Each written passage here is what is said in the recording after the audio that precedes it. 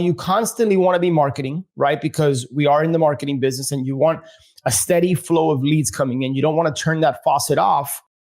Don't turn a blind eye to the leads that you've already generated. You're listening to Flip Empire, the show committed to helping real estate entrepreneurs who want to build their empire without sacrificing their life. Your success and freedom starts now with your host, Alex Pardo.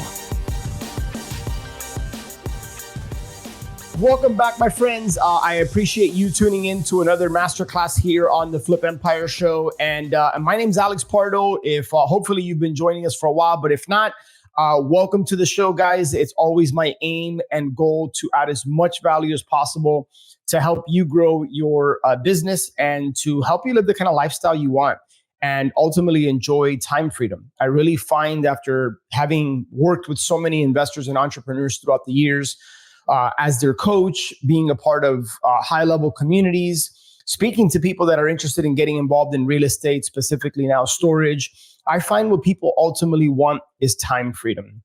And the only thing preventing you from having time freedom is getting crystal clear on what you want, getting uncomfortable, making decisions you haven't made in the past so that you can ultimately get what you want, making a sacrifice, doing the work, and then just staying consistent. You know, I truly believe the only way you quit and don't succeed, or the only way you don't succeed, is if you quit, right? So borrow my confidence and my belief in you to be able to accomplish whatever it is that you're trying to go after if you're lacking that confidence right now, right? So it's so important that whether it's the podcast that you decide to plug into, the things that you watch, the people you communicate with, your environment, your surroundings, it's also important and plays a critical role in your success, not just as an entrepreneur, but let's strip it down, because an entrepreneur doesn't define who you are, right? That's just what you do for a living. It's who you are as a person. So with that being said, I want to talk a little bit about sales on today's podcast. This is, I went into the year saying, hey, I want to take my sales game to another level, right? I want to really understand human behavior. I want to understand psychology. I want to understand why people make buying decisions, which oftentimes is based on emotion and then backed by logic. I want to understand what I can do better to sell people. Why? Because I truly believe in what I'm offering. I truly believe that, knowing my heart, knowing that I'm going to pour into people, that if they follow the coaching and the guidance, they'll succeed. They can have a better life. They can have a better business. And so I think oftentimes people focus so much on the marketing aspect, on lead generation. And for some people, they don't have a marketing challenge or a marketing problem or a lead generation problem. What they have is a sales conversion challenge. So that's, if you get nothing else from this short but sweet podcast, I want you to ask yourself, do you have a marketing problem or do you have a sales conversion problem? And why I believe that for most people, it's not necessarily a marketing problem is because if you have some type of CRM, I don't care if you're as old school and you have leads on a Post-it note, on a spreadsheet, if you have a fancy CRM, whatever you use, chances are there are opportunities sitting there waiting to be monetized, right? And so the most expensive lead is the one you don't have. I'm going to say that again. The most expensive lead is the one you don't have. So yes, while you constantly want to be marketing, right? Because we are in the marketing business and you want a steady flow of leads coming in. You don't want to turn that faucet off. Don't turn a blind eye to the leads that you've already generated, right? So follow up, follow up, follow up. That is the name of the game. So that's why I'm confident in saying you probably don't have a marketing problem. I'm pretty certain there's opportunity sitting within your CRM today. The question is, how often are you following up with them? Are you changing the way in which you follow up with these leads? But I want to transition a little bit into the sales. And what I'm going to do over the course of the next probably podcast or two is get a little bit deeper and deeper. What I have come to understand over the years from having different coaches, being a part of different sales trainings, is that the why is so much more important than the how. Meaning why somebody is interested in making a decision, whether it's selling a piece of real estate, whether it's joining a mastermind, whatever it is.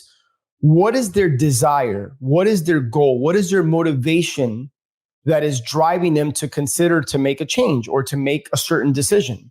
So I want you to focus less on the tactics, right? I think sometimes, I like scripts because they give you a framework, they give you a roadmap, but I think where scripts tend to throw people off is that sometimes people think a script is meant to give them every single word they're supposed to say.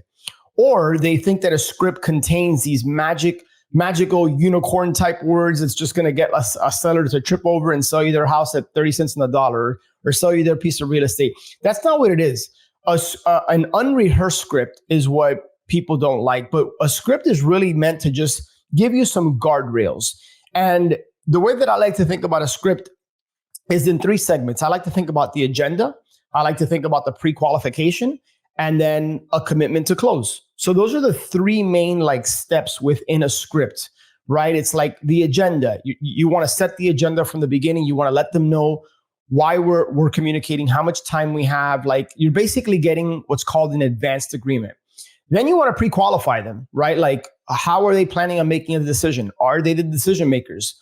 Do they have the money to make, to make this type of decision, or are they in a position where they're where they can sell this piece of real estate, right? So pre-qualification, and then a commitment to close. And before you get to the commitment to close, you want to get small agreements throughout the course of the conversation.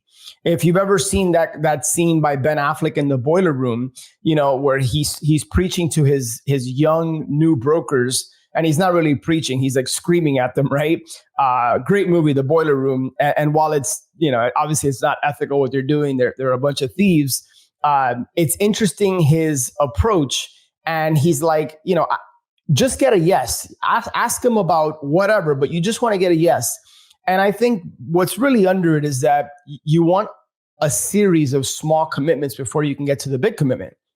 So ask yourself, are you using a script? And just be familiar with the script, but what you want are leads and loops. I think when people get off script, it's because they've allowed the seller or the prospect to take them in a different direction. And what you want to do is you want to be the one to lead the conversation. You want to be the one in control. You don't want the other person to necessarily be in control. You want to ask a lot of questions.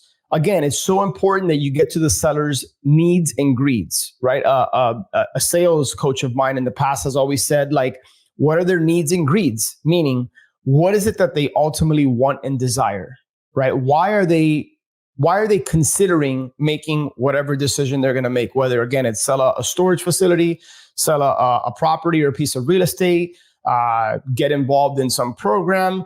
What is it they ultimately want? And what pain are they trying to avoid, right? What is it that, so when I talk to somebody and, I just talked to a storage owner last week, in fact, that he is interested in selling his property. And I asked him a lot of open-ended questions. I asked him a lot about, why he's now come to the decision to sell this property. I used a lot of redirection, right? So I'll say things like, I'll ask him, hey, so I hit on his needs and greeds. Mr. Seller, you said you wanted to retire because you're tired of managing and operating the business. You're tired of having to do X, Y, Z.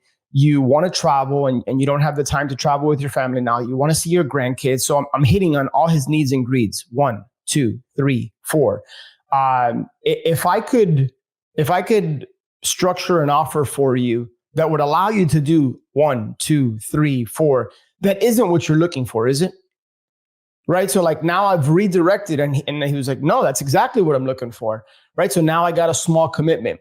So I'm going to go ahead and cut this episode off because I wanted to just kind of whet your appetite, and I want to give you enough content where you can start to really hopefully think about your sales process. Think about how you're approaching these conversations. Anytime I'm in a one-to-one sales environment, whether it be with a storage owner or otherwise, I like to stand up. I like to make sure that I feel energy, because if you believe in what you have, if you believe that you're going to make a great offer, if you believe that in your product or service, it's your duty and obligation to sell that person. I really, truly believe that. And so now, if you don't believe in what you have, if you're doing shady tactics or you're just trying to take advantage of people, then don't even tune into this podcast, right? Like this isn't for you, right? Like I want to pour into people that genuinely want to help people and that want a better life and they want to impact the people around them. So over the course of the next couple of podcast episodes, we'll get more into sales and by no means am I, do I consider myself like the best salesperson in the world, right? But it's an area where I've made a lot of strides and I failed a lot throughout the years, to be honest with you. And I look back and I think there's a lot of value in what I call Monday morning quarterback, going back and listening to your sales calls with a particular seller, with a homeowner, and dissecting it and kind of coaching yourself through it. And ideally, if you're working with an actual coach, having them dissect it and sharing with you, you could have asked this question. You needed to hit a little bit more on this. You could have done this. You could have done that. And so there's a lot of value in that. But I find that most people aren't taking the time to really elevate their sales game and to focus on sales and conversions. They're spending so much time on marketing and lead gen. So I think it's a two-pronged approach, but I find that not enough people are spending time on the actual sales process. So with that being said, guys, I'm so pumped to deliver more content and to share with you a lot of things going on that I think are really, really going to help you. So reach out to me if you want to have a conversation about getting your first cash flowing facility, storagewins.com, WINS.